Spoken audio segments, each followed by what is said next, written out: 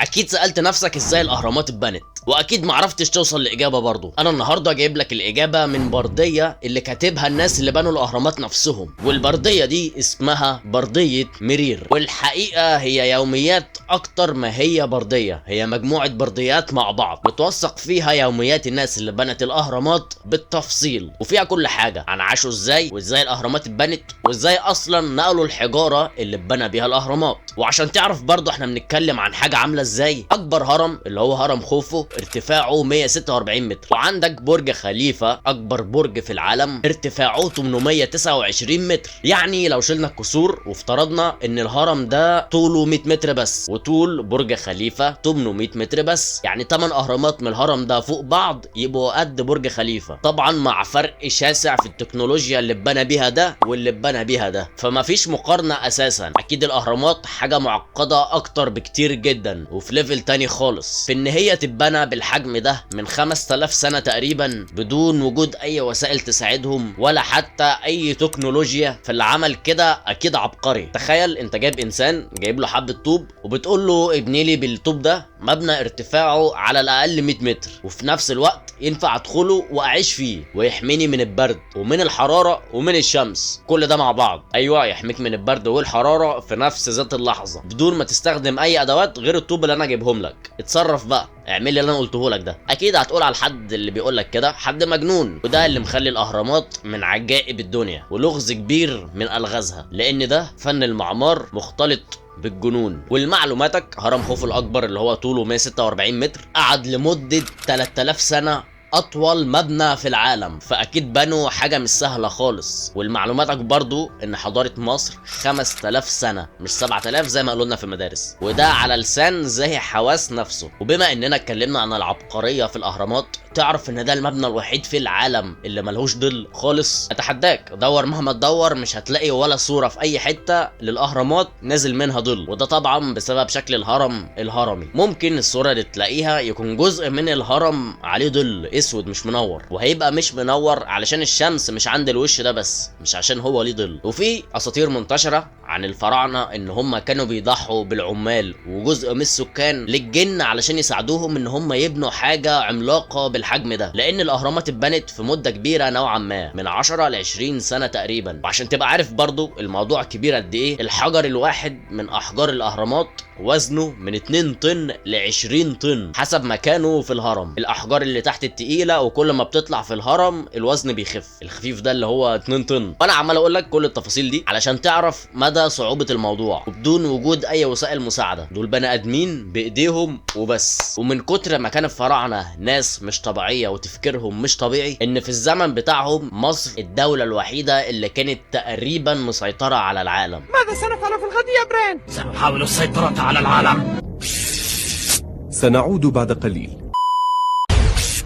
عدنا. اي بلد كانت بتسمع كلام مصر ومصر متحكمه فيها، يعملوا كده فيعملوا كده. واللي ساعد ده ان هم وصلوا لحاجات محدش كان وصل لها قبل كده غيرهم، هم اللي اكتشفوها. زي ايه مثلا؟ زي اي مجال يجي في دماغك. حطوا قوانين محدش قبل كده كان حط قوانين قبل كده بالطريقه اللي هم حطوها. الجيوش وتطويرها وسلاحها، التعليم والطب والهندسه وكل المجالات اللي تيجي في دماغك. وابسط مثال حاجه كانوا بيعملوها محدش بيعرف يعملها لحد دلوقتي، التحنيط. مفيش ولا برديه واحده حد اكتشفها لحد دلوقتي فيها ازاي كان بيتم التحنيط. ومع كل التكنولوجيا اللي وصلنا لها، علماء كتير حاولوا يقلدوا التحنيط بتاع الفراعنه محدش عرف يعمله. فانت متخيل دماغهم كانت فين؟ تعالى بقى نرجع لمذكرات مرير اللي فيها ازاي الاهرامات اتعملت، ونشوف ازاي الاهرامات اتعملت وازاي اتحكموا في حجاره حجمها بالاطنان. والخفيف فيها زي ما قلت لك كان وزنه 2 طن، وال2 طن دول تقريبا اترفعوا لمسافه 140 متر لفوق مش لقدام. انت لو قدام هتسحب عادي، هتجيب بقى حيوان فيها حصنه كتير بقى ويسحبوا هم، الموضوع هيبقى بسيط مش محتاج ذكاء. لكن ان انت ترفعها ل 140 متر لفوق وتترص وتتحط حطه تقعد 5000 سنه ما تقعش، دي مش سهله، دي عايزه ذكاء خارق. انا عايزك تتخيل ان انسان زي وزيك شال الحاجات العملاقه دي اللي وزنها بالطن، رفعها كل المسافه دي ورصها رصه قعدت الاف السنين مفيش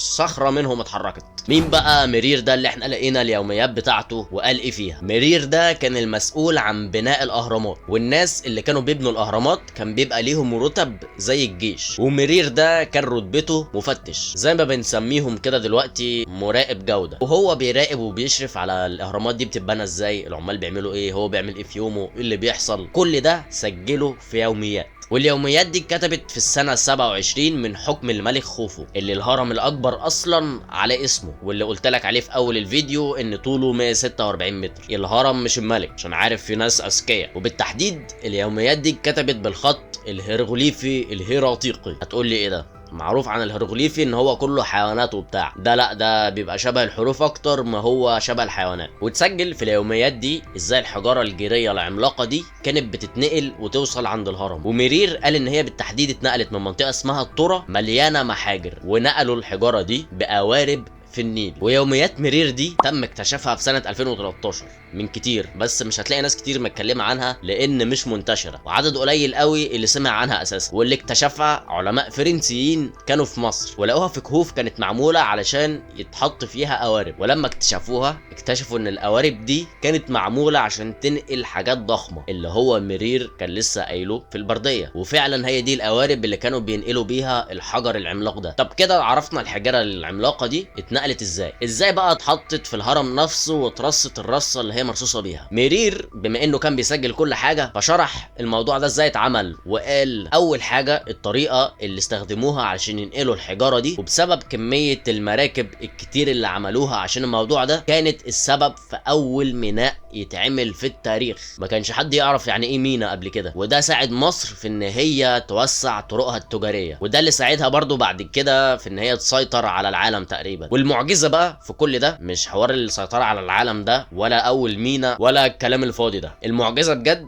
ان القوارب اللي شالت الحجره اللي وزنها بالطن دي كلها معموله بالخشب والحبال بس. تخيل، خشب وحبال شالوا بيها حجره وزنها من 15 ل 20 طن. ورحلات النقل دي كانت ماشيه كالتالي: كل 10 ايام بيتعمل رحلتين او 3 رحلات، وبيتشحن فيهم تقريبا 30 قالب، يعني تقريبا في الشهر بيقفلوا ال 200 قالب. طبعا بتسمع حاسس ان الموضوع ماشي قشطه، طالما خلاص عرفوا ينقلوا وبينقلوا في الشهر 200 قالب اكيد الموضوع مش كبير وما غيبش. احب اقول لك ان هرم خوفو اللي احنا بنتكلم عنه ده متكون من 2 مليون و300 الف قالب طوب من العملاق ده، عشان كده قعدوا من 10 سنين ل 20 سنه، وكان ممكن يقعدوا اكتر من كده كمان. بس في مثل بيقول لك ايه، رب ضارة نافعه. شايف اللغه العربيه؟ معروف ان مصر على طول كان بيحصل فيها فيضانات، وعشان كده اتبنى السد العالي عشان يمنع الفيضانات دي من ان هي تغرق الدنيا، او بمعنى اصح تدفن البلد تحتيها. طب هم ما كانش عندهم سد، كانوا بيعملوا ايه؟ قالوا احنا نستغل المايه الزياده دي، هنعمل فيها ايه؟ حفروا طرق ناحيه الاهرامات اللي بتتبنى بحيث ان المراكب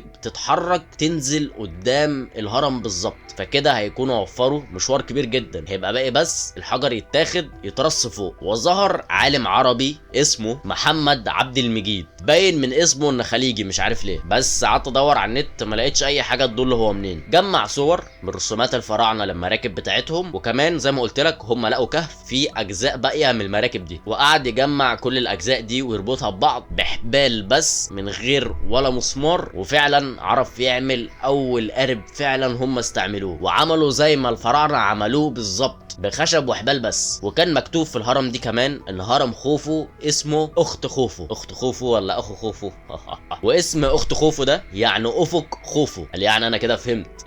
اتقل عشان الهرم عالي وكده، فمن فوق تقدر تشوف الى ما لا نهايه تقريبا، عشان كده اتسمى افق خوفو. وعلى حسب كلام مرير كمان ان حوالين الاهرامات دي كان في مستوطنات للعمال اللي شغالين في الاهرامات، اللي عددهم وصل ل 20,000 انسان. واظن نوعا ما واضح من الصور اللي انا طلعتها لك اماكن المستوطنات دي حوالين الاهرامات، وكان طول الوقت ال20,000 دول متوفر لهم اي اكل وشرب واي حاجه يتمنوها بتجيلهم، لان انت كنت تبقى عامل من العمال اللي بيبنوا الاهرامات كان شيء مقدس بالنسبه للناس وللملوك، لان انت تعتبر في مهمه قوميه. وفي الاخر اللي عملوه العمال دول بقى من عجائب الدنيا السبعه. ولكن مع كل التفاصيل والحاجات الكتير اللي قالها مرير في اليوميات دي، ما وصفش ازاي بالظبط كانوا بيعرفوا يحطوا انهي حجر فين وبيتحط ازاي وليه بيتحط في المكان ده، وليه مش بيقع مثلا، وازاي مفيش ولا حجر واحد اتحرك من مكانه طول السنين دي. ومن هنا بدات تنتشر فكره ان الجن والعفاريت كانوا بيساعدوا الفراعنه عشان ضحوا لهم بناس كتير، فلحد دلوقتي الجن والعفاريت بيحموا الاماكن دي. ودي طبعا كلها خرافات. وحابب اوريك حاجه انا مش عارف انت شفتها قبل كده ولا لا، بس ده كان شكل الاهرامات زمان، عليها طبقه جيريه كلها من فوق لتحت مخليها كده زي ما تكون بتلمع، وقمه الهرم لونها ذهبي وبيلمع اكنه ذهب. ومش عارف بصراحه كان ذهب بجد ولا هو مجرد لون، بس في الاغلب كان ذهب بجد، لان زمان كانوا فعلا بيستعملوا ذهب بجد. اتسرق بقى، اتشال، اللي حصل له الله اعلم، محدش عارف مصيره. وبعد مرور سنين طبعا الجير ده اتاكل، لان موجود في صحراء الهرم. والاهرامات وابو الهول اصلا من كام سنه، من قريب يعني مش من كتير، كانوا تقريبا مدفونين تحت الرمله. مش كلهم، تقريبا ربعهم بس، ما كانوش باينين زي ما هم باينين دلوقتي، بس عشان حجمهم عملاق فكانوا باينين برضو من وسط الرمله دي. فالحكومه شالت الرمله اللي كانت مغطيه الاثار دي، ورجعوا ظهروا تاني زي ما كانوا ظاهرين ايام الفراعنه. وعلى حسب ما اعرف برضو ان ايام الفراعنه كان المنطقه بتاعت الاهرامات دي كلها زرع ومباني وحاجات كده، حاجات دي اختفت،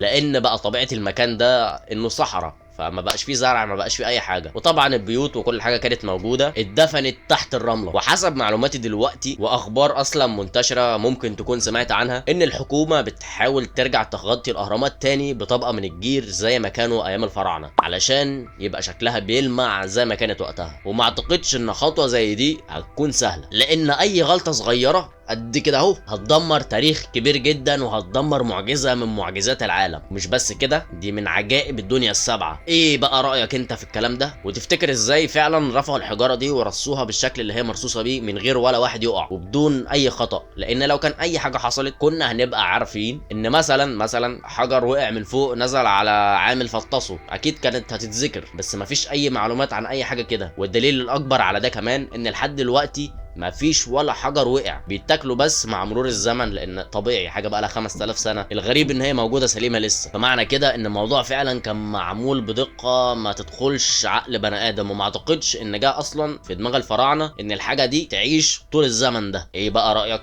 في كل اللي حكيناه ده؟ وتفتكر ازاي اترفع كل ده بالدقه دي؟ ما تنساش بقى قول لي رايك في الكومنتات، ودوس لايك واشترك وفعل الجرس. وبس يا زميلي، لو فيديو عجبك شيره وبس. سلام. انا باني هرم على فكره قبل كده، كنت قبل كده وانا صغير على البحر وعملته كده بالرمله هيهي.